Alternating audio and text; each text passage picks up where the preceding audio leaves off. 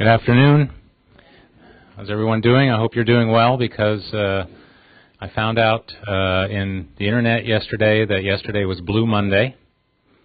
And I don't know that that was necessarily the right day for that, because we were off. It was Martin Luther King Jr. Day. And of course, that's who we're here to celebrate today. I'm Dave Smithwick. I'm the Chief HR Officer. Welcome to the Research Conference. Thanks, Dr. Rick Becker and Liz Faust, for all your help in getting this set up and for allowing us the opportunity to celebrate Dr. King's legacy today for the Research Conference. By the way, they said that yesterday was Blue Monday because by now your holiday bills are coming in, and that's not good news. It's one of the coldest winters we've had in a long time, and by now you've realized some of your New Year's resolutions aren't doable.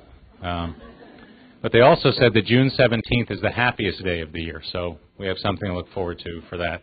I don't know why that is yet, but we'll figure that out when we get to June 17th, I suspect. We wanted just to say a couple words about Dr. King's life, but just tell you a little bit, too, about our program today. We have Janelle Branch is going to sing for us after I say a couple words, and Dr. Linda Sezek is going to give our keynote address. And then we have a video at the end we'd like to show you that's just about 5 minutes long. So we'll probably take the whole hour. We may have some time for questions. We'll see how things go. But just wanted to, again, recognize the legacy and life of Dr. King. Those of you who may not know, he was born on January 15th of 1929, which means he would have been 82 years old today, had he been with us and not been assassinated at the very young age of 39. And you know, some of the accomplishments, especially given the time, I think are pretty amazing. You know, he got a bachelor's degree from Morehouse College in Atlanta.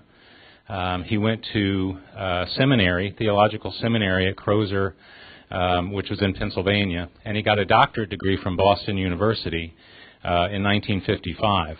So again, in this period of about 7 years, he graduated, undergraduate, went to seminary, and got a doctorate degree from Boston University. Pretty amazing sequence of events, again, given his legacy and the time. It was in Boston there where he met Coretta Scott, who, of course, was his wife, and they had 4 children out of that marriage before his passing and assassination. And that, again, happened in 1968. Probably a lot of you remember, on April 4th. He was on a hotel balcony in Memphis, Tennessee, when that tragic event occurred. But between 1957, which was 2 years after he got his doctorate, and 1968, about an 11-year period, Dr. King traveled over 6 million miles with his message and to help and support others with the message. He spoke over 2,500 times during that 11-year time period. He wrote 5 books, and he published numerous articles. 2, I think, of his most famous publications were The Letter from Birmingham Jail, which a lot of us probably are familiar with, and perhaps even more the I Have a Dream speech, where he was in D.C. There were estimated 250,000 people there on the steps of the Lincoln Memorial. That took place on August 28, 1963. And again, probably one of the more memorable events in his life. But also during this time, he was arrested 25 times, which to me, today, especially in the context of some of the violence that we've seen in Tucson most recently, these were peaceful demonstrations, and Dr. King, again, preached that message about peaceful demonstrations. In 1963, he was honored as the Time Magazine Man of the Year, the first African American to win that award. At the age of 35, he was the youngest man ever to win the Nobel Peace Prize, and immediately turned over his prize money, which at the time was $54,123, to his civil rights movement. And the first celebration of Martin Luther King Jr. Day as a federal holiday was in January of 1986. So this is the 25-year anniversary of celebration of the day as a federal holiday. It's the only holiday named after a person that's not a former U.S. president. And had one real quick, kind of obscure story I wanted to share, but I think part of the legacy for me in Dr. King's life is, and Dr. Sezek and I were talking about this, is not about individuals, it's about who we are as a community and who we want to be as a community going forward that still lives on today. But before I came to Duke and I've been here now about 2 years, and I was working for a healthcare company, a national healthcare company in Richmond, Virginia, and the CEO of that company, who I reported to, was a very conservative person. Ultra slow steps, methodical, went about things the right way, high values and ethics, and we worked out of the Federal Reserve building in Richmond, Virginia. Again, very conservative building, a lot of security, and it was very important. That was the corporate office location. We had employees working across the country, but everyone in the corporate office was very much expected to wear business attire. There was not a casual dress day that was designated. And, of course, when I started working there, I had a line at my door saying, can you get us some business casual days? Can we just dress down every now and then? Because the business attire, we understand it's nice, but, you know, we're dealing in hospitals and, you know, it's not always practical. And when we travel, we're still expected to be in business attire. And, you know, see what you can do. That's something we'd like to put on your list.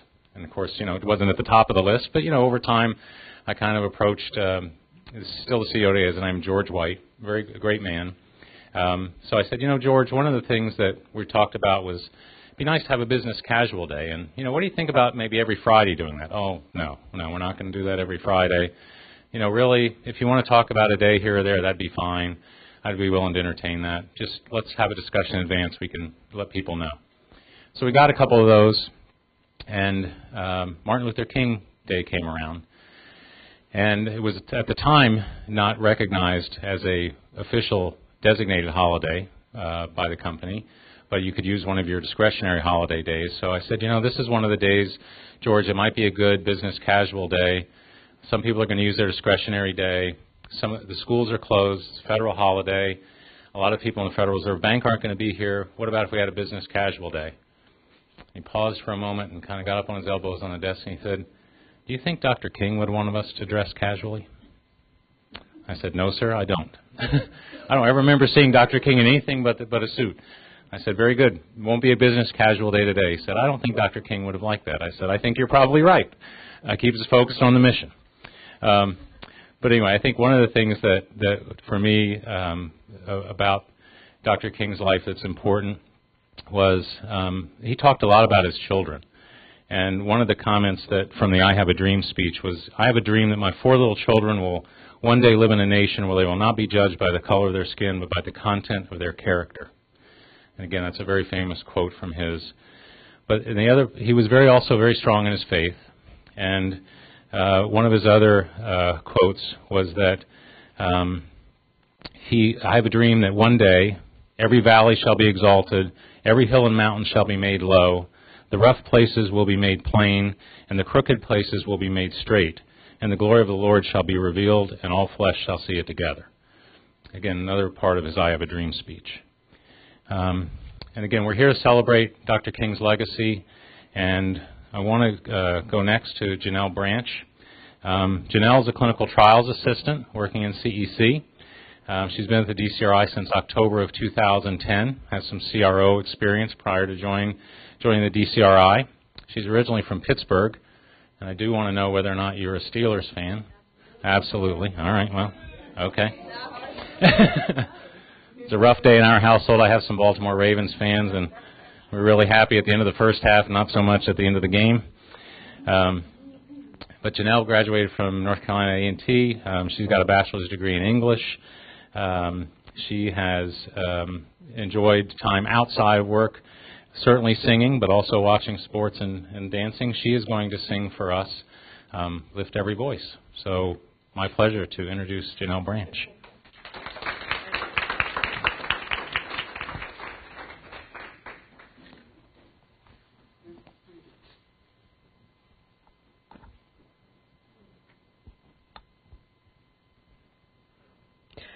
Lift every voice and sing, till earth and heaven ring, ring with the harmonies of liberty. Let our rejoicing rise, high as the listening skies.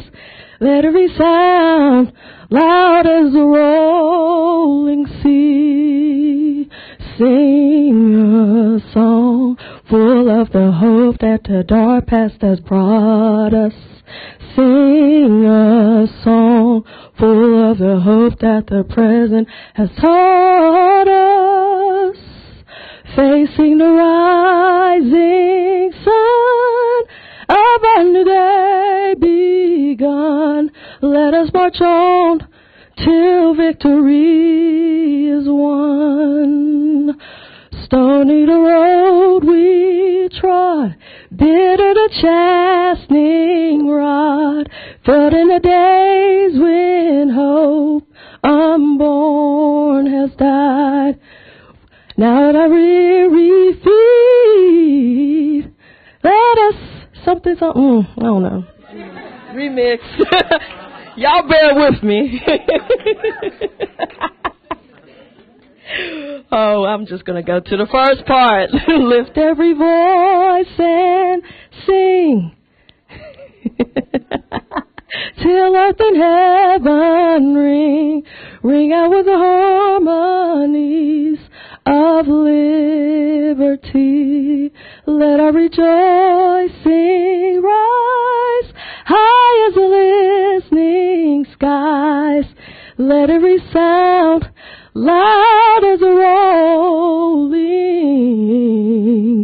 sea.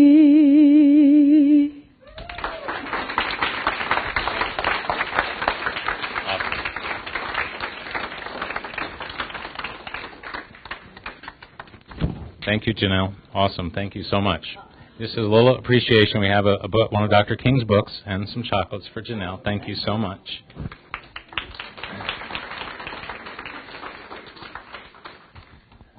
It's my pleasure now to introduce Dr. Linda Sezek.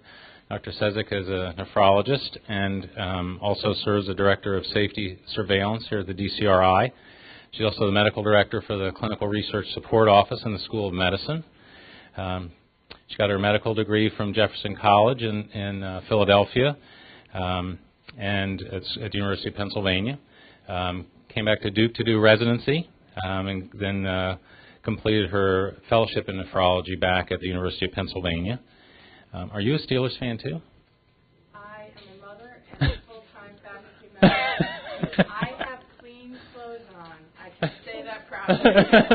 I don't watch Steelers. Okay. We don't have, at least somebody's not a Steelers fan in the room. That's good. All right. That was very, very middle of the road neutral statement by Dr. Sezek. Thank you very much. But I think Dr. Sezek too has taken on a very important role as the president of the National Kidney Foundation, and we are very happy to have her here as our keynote speaker for Martin Luther King Day. Thank you very much. I've got this thing on. Oh, you got that, sorry. Because nephrologists talk with their hands. Urologists shouldn't, but nephrologists can.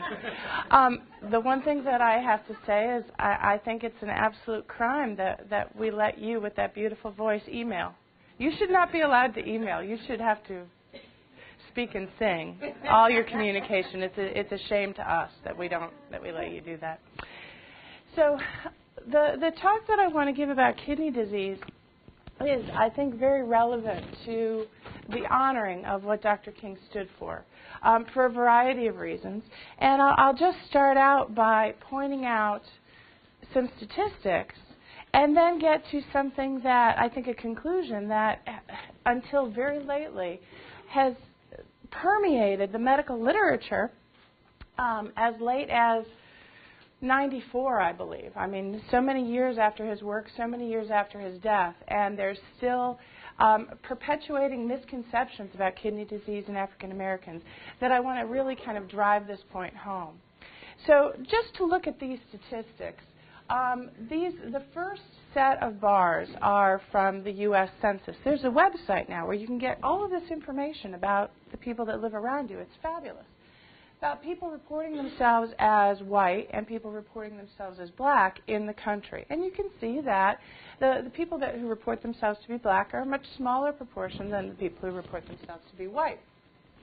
However, people that start dialysis, new to dialysis in 2009, that same proportion is not there. I mean, clearly there's a difference.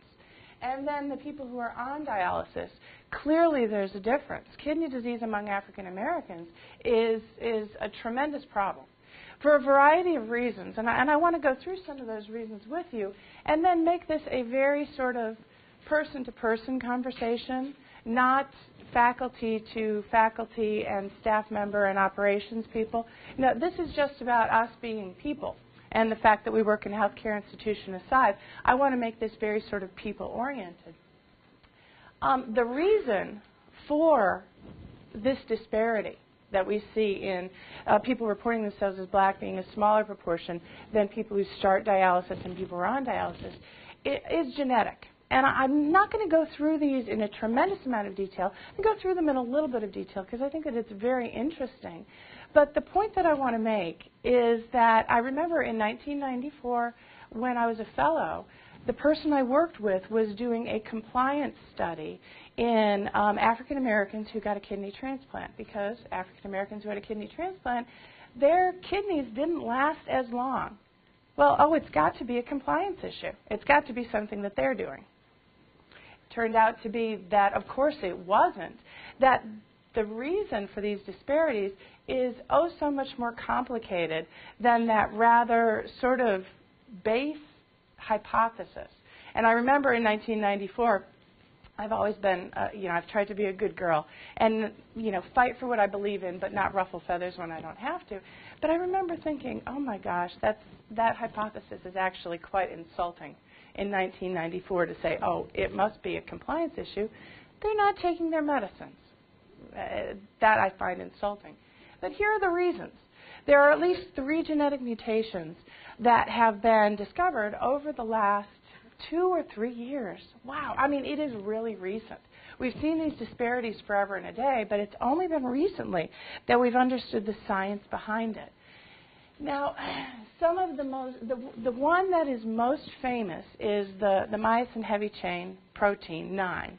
I'm not going to get into the details of it, although I have this fabulous yoga pose in heels, too, when I talk about epithelial cell function at the level of the glomerulus, I'm going to spare you all that joy. But just point out the fact that this one particular gene, the myosin heavy chain protein 9, is a muscular protein that is vital for the function of part of the kidney. Now, there are certain genetic variants. I have to use the word mutation kind of cautiously because mutation implies something. Genetic variants that are associated with kidney disease. These genetic variants are present in 70% of the African American community, 70. This particular publication looked at European Americans, that's how they termed people that felt themselves to be white or Caucasian, and it was present in 3% of European Americans. So 70% of African Americans, 3% of European Americans. That's how disparate these genetic variants are and why certain diseases are just so intimately related to race, the predilection for race. The sickle cell mutation is a really important sort of paradigm to understand why the myosin heavy chain protein and definitely why the APO1 mutation could be perpetuated amongst generations and could then lead to higher frequencies of disease. Now, we all know the story about sickle cell, right? If you live in Africa and you are exposed to malaria, if you are exposed to malaria and you have the sickle cell mutation, you are protected from mortality in from certain strains of malaria. So you can see why that sickle cell mutation is actually probably a good thing to have when you're in an endemic area.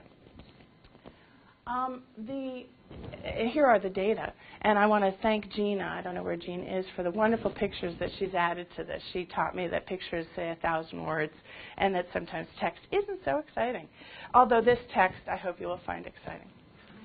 The sickle cell trait confers a mortality benefit, particularly among the young folks in Kenya and in other places where malaria is endemic.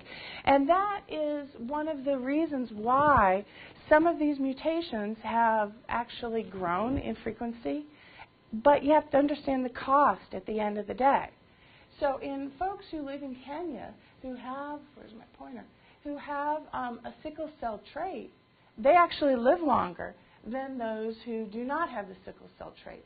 Of course, when you have both copies of your gene that have the sickle cell mutation, that is the small percentage of the population that have to pay, if you will, for the larger percentage to have that mortality benefit. The APO, I'll go backwards.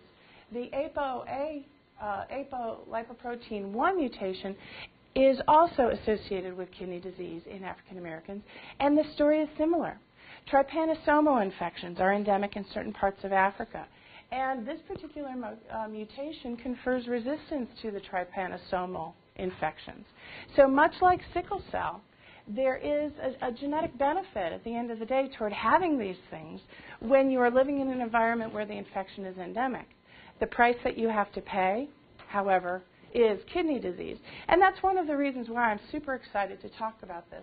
And I'm going to kind of pick up the pace a little bit, but I just wanted to sort of put in a framework where nephrology has come over the last 20 years, where we're finally looking to the science and understanding why these disparities really exist.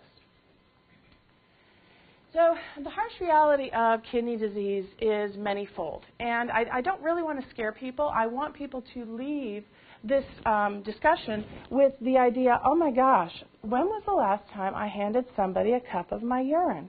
Now, for those of us that might have young children, we're used to peeing in the cup. But I really think that this is something that we need to beat everybody over the head with. There has been an article in The Lancet this past summer that demonstrates that the predictive ability of protein in the urine far outweighs cholesterol. So for all the cardiologists here who have spent their lives getting us to understand the link between cholesterol and outcomes and have really improved the mortality rate nationally, I applaud you. And I'm getting ready to say move over, guys, because now it's our turn to do what you did, but do it a log more. And we're going to figure out how you did it and try to do it the same way because, everybody loves a cardiologist. I want to make everybody love a nephrologist now. So the harsh reality of kidney disease, it's pretty significant. And there are a number of reasons why I think that everyone really needs to think about kidney disease, more than just the numbers, but how that risk relates to themselves. Kidney disease, it takes its toll. It takes its toll in terms of morbidity and mortality. And I want to get into that a little bit, but there's some important points that I want to bring out about awareness. So many people in this room probably know what your cholesterol is. I bet you have no clue what your creatinine is. I bet you have no clue what your urine looks like with respect to protein. And I'm going to talk a little bit about that so that you get those numbers in your head and you know what to look for, you know what to ask for. The reason that I think that it's important to hit hard on that and then continue to pick up the pace even more is the fact that awareness is just absolutely abysmal in this country with respect to kidney disease. For as much as it is associated with mortality, for as much as it shortens your life tremendously, for some people it might be better to have pancreatic cancer than to be on dialysis. It can be that severe. The awareness is just absolutely abysmal. If you look at NHANES data, and this was published a couple of years ago, but it resonates so tremendously. For those people who had varying degrees of kidney function, the degree to which the person was aware that they had kidney disease was just infinitesimally small. If you were knocking on the dialysis unit door, if you should be on the transplant list, and that would be the stage 4 people, less than half of them knew they had kidney disease. How can that be? Every single person should be on the transplant list in this group. Every single person should have a vascular access placed or know what type of dialysis that they're going to start so that they can get rid of forestall risk. Only half of them even knew that there was something wrong with their kidneys. You get down to these areas here, stage 3, stage 2, and stage 1, and I'll provide some context as to what those different numbers mean, where you can do something, where I always say to people, and I talk a lot to ID providers because one of my great passions is kidney disease in those people that have HIV. When you see this person, don't think about keeping them from the dialysis unit. Think to yourself, you're a heart attack waiting to happen.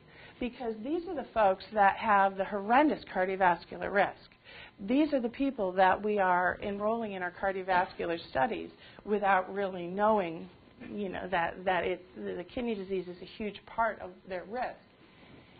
So to know about these people and jump on them and be even more vigilant about, well, why aren't you taking that med? Well, why aren't you doing this? Well, why aren't you coming? We could prevent a lot of disease.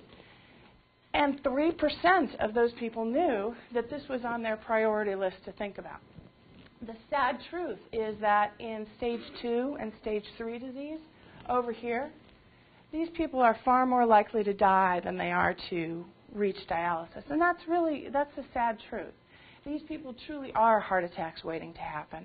And by getting on their cardiovascular risk factors early, they might be lucky enough to start dialysis, i.e. live long enough.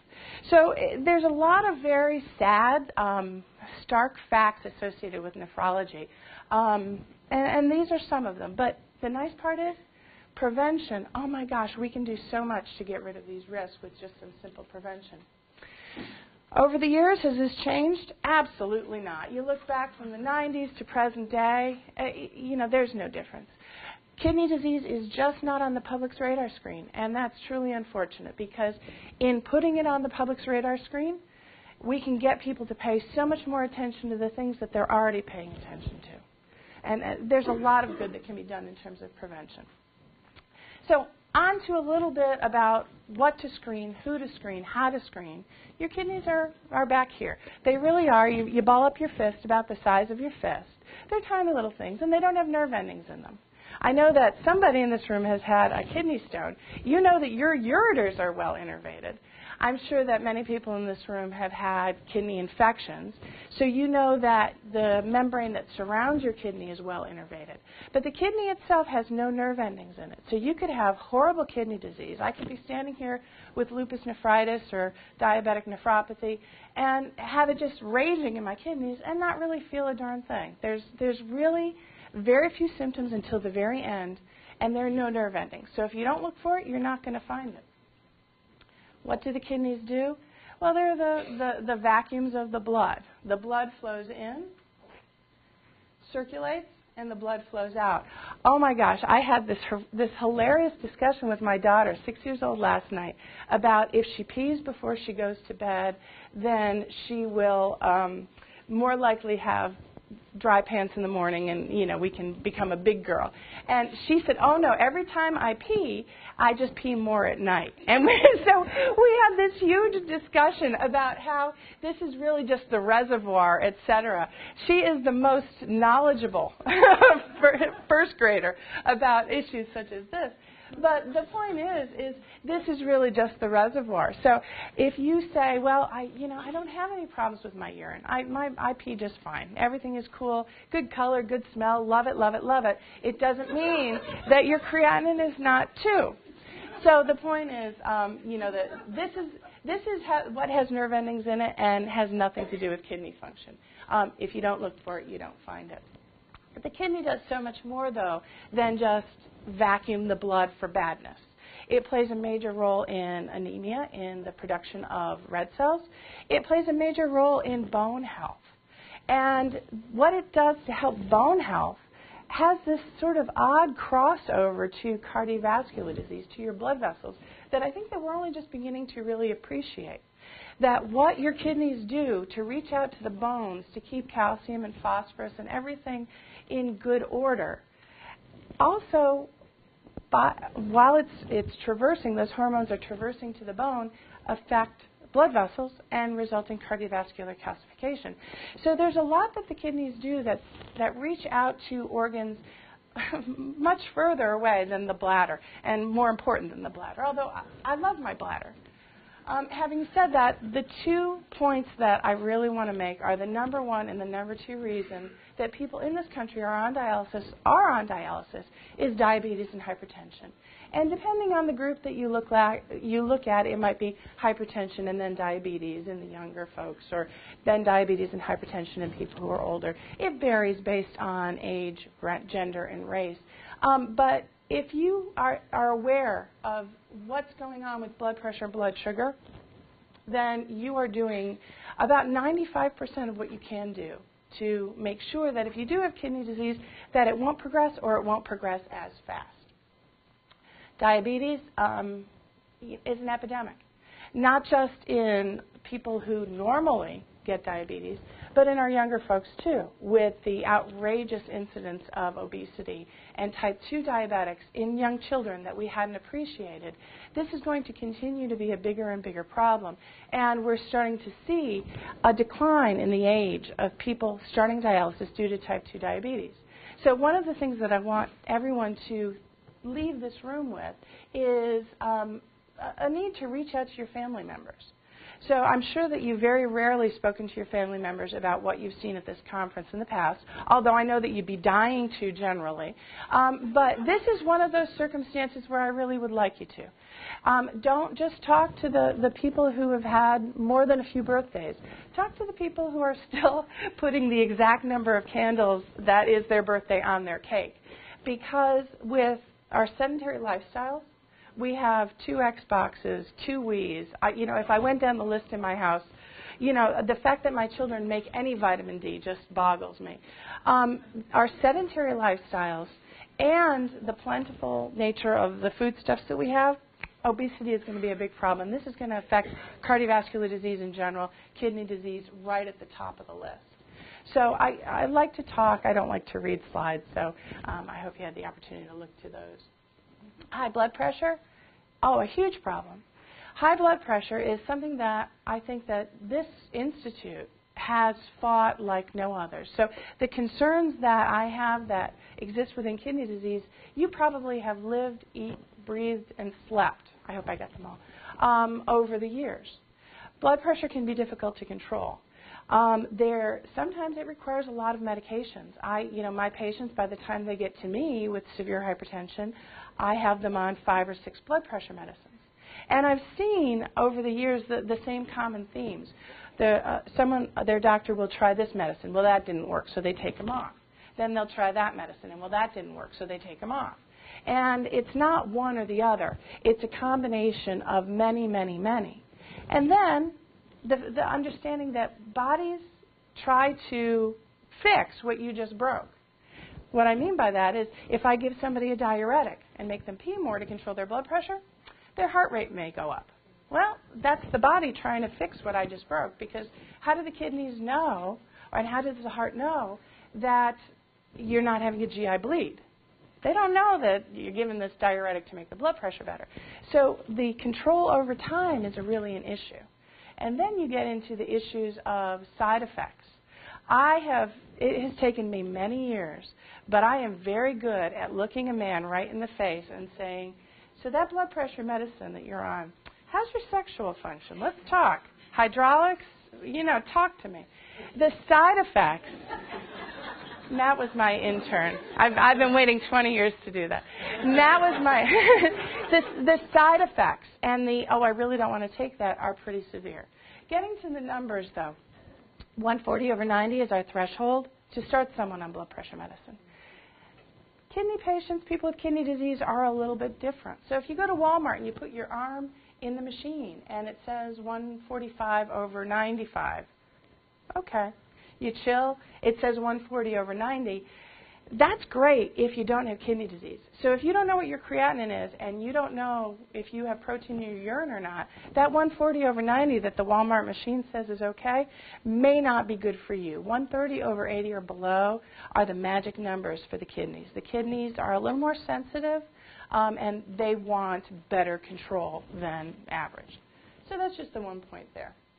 How is kidney disease diagnosed? It's super easy. Oh my gosh! For as no one wants to get their blood drawn, it hurts, and you have to go to a certain type of office where that's available. You have to stand in line. It is so easy to get kidney disease diagnosed. The serum creatinine is important, but even more important is the urine protein. Peeing in the cup is just so incredibly important. And if you haven't peed in the cup yearly, you haven't really gotten your physical. If you only have one thing that you can do and you don't want to go and get the whole health maintenance thing, sigmoidoscopy, colonoscopy, I understand. I got my baseline. I understand but this doesn't, there's no prep for this. Honestly, it's something we do every day, pee in the cup. Talk to your family members about peeing in the cup.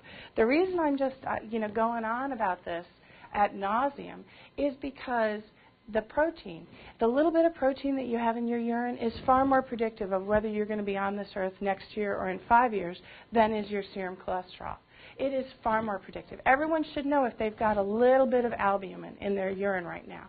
And if you don't, please make your appointment and get that done. Or, you can buy the dipsticks on Amazon. I got lots of ways around the system. Just email me. But that's the most important thing. Glomerular filtration rate, nephrologists, we like to sound smart, so we come up with all kinds of phrases to make things more complicated than they are. Glomerular filtration rate is the amount of blood the kidney totally cleans in a minute. It's a little more complicated than that, but that's basically it. So if you get your blood drawn and serum creatinine is something that is tough to evaluate, GFR, you don't even have to know what the initials stand for, but just know that it's how well my kidneys are doing. And normal is about 100 cc's per minute or 100%. So as that number goes down, it's becoming progressively less kidney function than you were born with. We're all born with about 100%, and the lower we get, the closer we get towards zero, the closer we're getting to dialysis.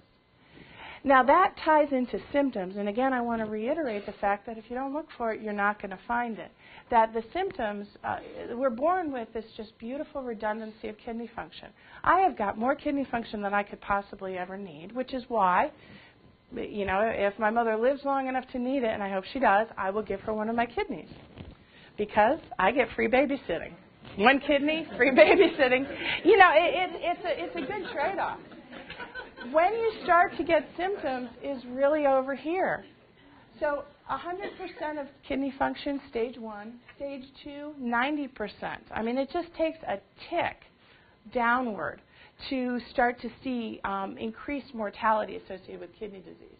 Your mortality doesn't go up over here. Your mortality goes up right here. That's why you need to know about it. Stage 3, about half of your kidney disease, or half of your kidney function is what you're left with. It's not until stage 4 that many people become symptomatic. And the symptoms are incredibly vague. I'll just kind of point them out to you. And what I generally hear from people is, I just don't have the energy that I used to. I'm not thinking straight. I just don't feel like myself. That could be Blue Monday. It could be working 60-plus hour weeks. It could be depression. It could be family stress. And many times those symptoms are equated to those sorts of things. And you don't think, let me just grab some bloods on this particular patient. Let me understand if there's something wrong, because they're not terribly specific for kidney disease. The heart problems we already discussed, but I just want to point out again is that when you're looking for kidney disease, you're finding kidney disease and you're treating kidney disease, of course you want to keep that person, yourself, your family member, as far away from the dialysis unit as you possibly can.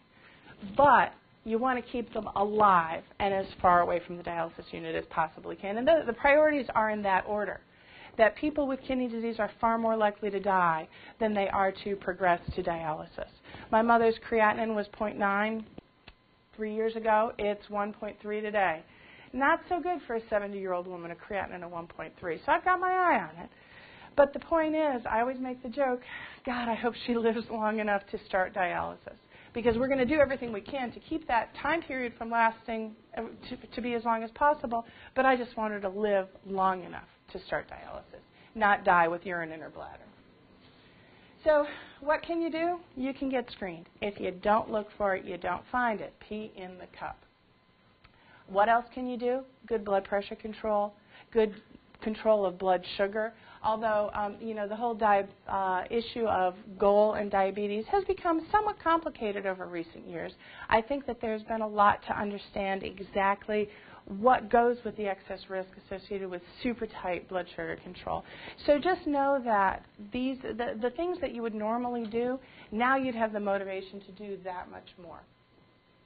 Now, in the last couple of minutes that I have, I just want to point out, touch base briefly on the other things that the kidneys do. Anemia, the production of red cells, is a major factor in people with kidney disease and probably contributes to a lot of the fatigue and quality of life issues that people with kidney disease have.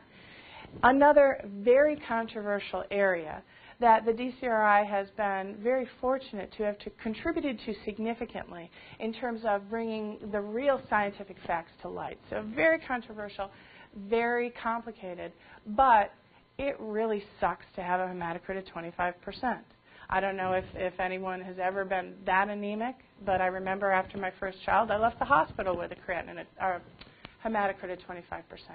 It really sucks. So the whole idea of making someone feel better so that they can at least enjoy their quality of life, we can do in nephrology. Bone and mineral disorders, just like keeping people above the fracture threshold who have osteoporosis, there are significant benefits toward diagnosing kidney disease and using that information to follow people's bone health. Not just on the cardiovascular front, which I talked about a lot, but in terms of keeping people out of the hospital with their hip fracture, because kidney disease is linked to bone health also. And of course, all of the benefits that come with good nutrition, et cetera. So what happens if your kidney function starts to go south? I just want to talk a little bit about the three options so that when you do bring this up at the dinner table, and I really, really hope you do, you will be then prepared to kind of understand the anxieties if you call your mother or your sister or your cousins about the D word. So the C word, cancer, that strikes fear in the heart of everyone, but the D word really strikes fear in the heart of everyone, dialysis. There are lots of options, and just to kind of talk about the other two, I think is going to be really important. We always think about hemodialysis, but what are the two types of dialysis, and you know, what can you expect out of lives? So when your kidney function starts to drop, you get more symptomatic at the very late stages. And when you reach a point that you cannot filter your blood on your own, we have to replace those kidneys, renal replacement therapy. Big fancy name. It just means giving someone kidney function through some other means. Transplant should always be at the top of the list. We don't think of it that way. Everyone should be on the list who can be before they start dialysis.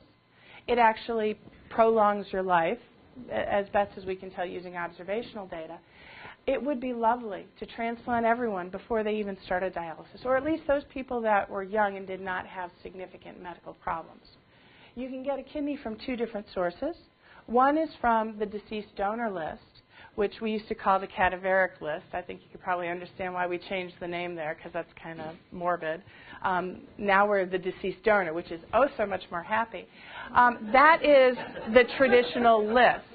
But you can also get a kidney from your family member, which is why when my mother started her creatinine started going up, I looked at my sister and I looked at me, and for a variety of reasons realized that I was going to be the lucky weight loss person. I'm hoping my kidneys weigh about 20 pounds so that I can use it in lieu of liposuction.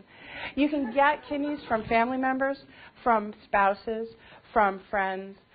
There's a lot of very interesting literature about transplant tourism, about going to other countries and buying kidneys and how that disadvantages the people that are selling their kidneys, which is why here in the States, if you need a kidney, you generally have to prove that there is some sort of relationship between you and the donor, that you didn't just meet on the internet and, oh, by the way, $20,000 is going to magically go from one account to the other the day after the surgery. As long as you can prove that there's a relationship there and that it's not for financial advantage, you can get a kidney from that person, providing, first, do no harm, that they are healthy enough to give the kidney, and second, that they're blood type compatible. Where's the kidney placed? There's a little pocket right here. I mean, you know, you might not be able to wear the bikini, the string bikini. You'd have to go with the one piece with the skirt. But it's worth it. There's just a little pocket here right underneath your hip bone where that kidney is slipped. So it really doesn't disturb the silhouette all that much.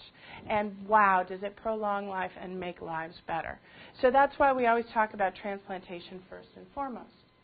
Now, the two types of dialysis, this is the picture that everybody sees in their head, or at least knows of a little bit when you think about dialysis. But there's really two types.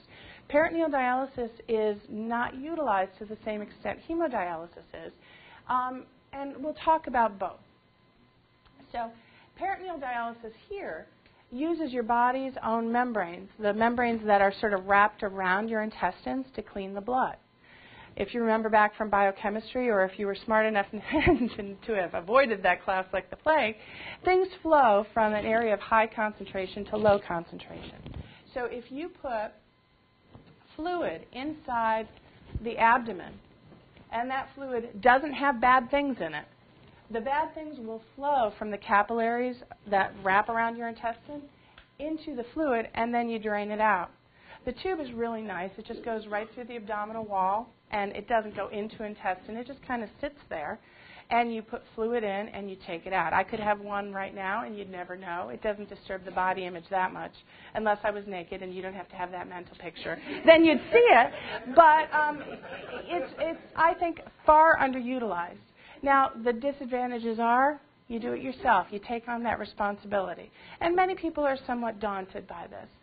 But this is something that I think is underutilized in this country and is definitely has advantages over hemodialysis. So hemodialysis, I'll just get the picture up. Hemodialysis uses the kidney, and that's this filter here. It's called the kidney or the dialyzer, where blood flows out of the artery using one tube, pumps, and then through the kidney. And blood flows one direction in little tubes.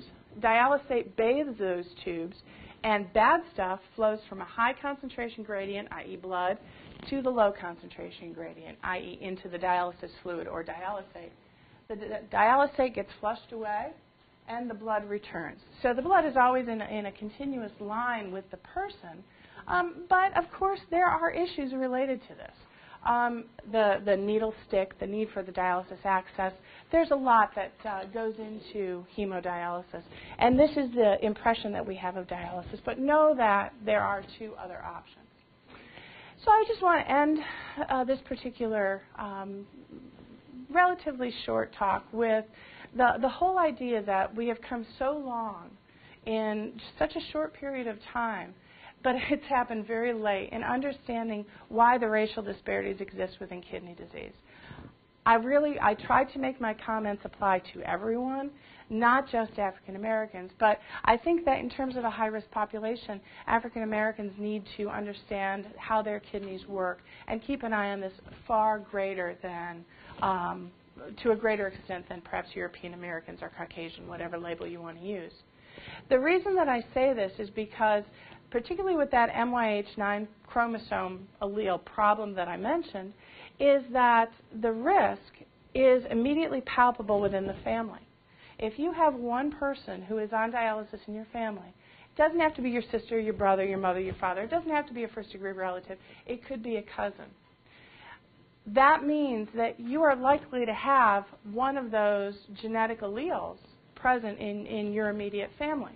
Because if you've got somebody that lived long enough to start dialysis, and your baseline risk of having one of these alleles is 70%, 70%, odds are that you probably personally contain one of those alleles that put you at high risk. So the extent to which you could add a little blood pressure down the road as you get older, a little diabetes down the road as you get older, or something else like that, that could be the second hit, could be the trigger to bring out that genetic issue that was your legacy, that was given to you. So understanding that and knowing that you might need screening more important than the next guy is just huge, huge, huge. Email me, call me. I can get you set up as a person, not as a faculty member to other faculty or operations. I can get you set up with all the information that you can give to your family, because I really want to make this a conversation, like I said, between people, and then use you all to reach out to your family. And the one thing that I'd really like for you to do today is precisely do that. When you're at home and you're eating dinner, talk to your family. If you call your sister or your mother on the way home in the car, ask them, when was the last time you peed in the cup? Because, you know, Aunt so-and-so is on dialysis, which means we probably all have some sort of funky gene. Let's have family urine day or something like that. You know, be outrageous today. Forget about it tomorrow. But if you talk to everybody that you're related to today, we could probably prevent at least 10 or 12 cases of end-stage renal disease amongst us and all of our contacts, all of our family, by just having this one conversation. So if you do nothing else, please just talk to the people that you love today about peeing in the cup and make sure that it's on everybody's priority list. And that's all I had to say.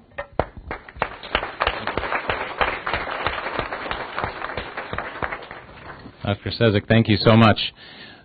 We won't have time for questions today, but I think Linda's made a nice offer to contact her or email her. I wanted just to play you a quick video to conclude our program today. Dr. King talked about often in his speeches that love is the only thing that can transform all things and turn an enemy into a friend. And I think music can do that sometimes too. And I want to thank Janelle again for sharing music with us. But wanted to play this just quick 5-minute video for you. Let me see, Elliot. You good? This song says, no matter who you are, no matter where you go in your life, at some point you're going to need somebody to stand by you.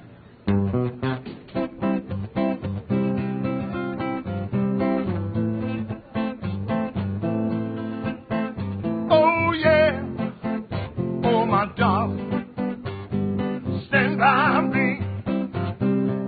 No matter who you are, no matter where you go in life, you gon' need somebody to stand by you. No matter how much money you got, all the friends you got, you gon' need somebody to stand by you. When the night has come and the land is dark and that moon is the only light we'll see. No, I won't be afraid. No, I won't. She's one here just as long as the people come and stand by me. And darling, darling, stand by me. Oh, stand by me. Oh, stand by. Come on, stand by me. Yeah. Oh, when that sky that we look upon, when she tumbles and falls on the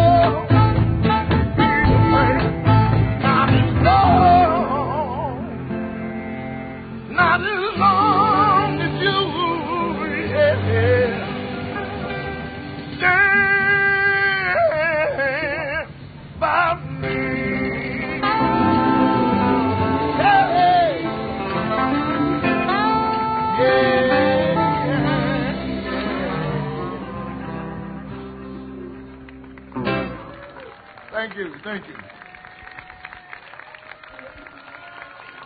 Awesome. So find someone to stand by you today. And I do want to say just one thing from an HR perspective. I wouldn't be a good HR professional if I didn't point out that Dr. Sezek asking you when the last time you handed someone a cup of your urine was a rhetorical question and not to be done here at the DCRI. That's not what the cups in the break room are for. I just want to be really clear about that. So make sure you're seeing Dr. Sezek or someone similar in that setting. Anyway, everyone have a great day.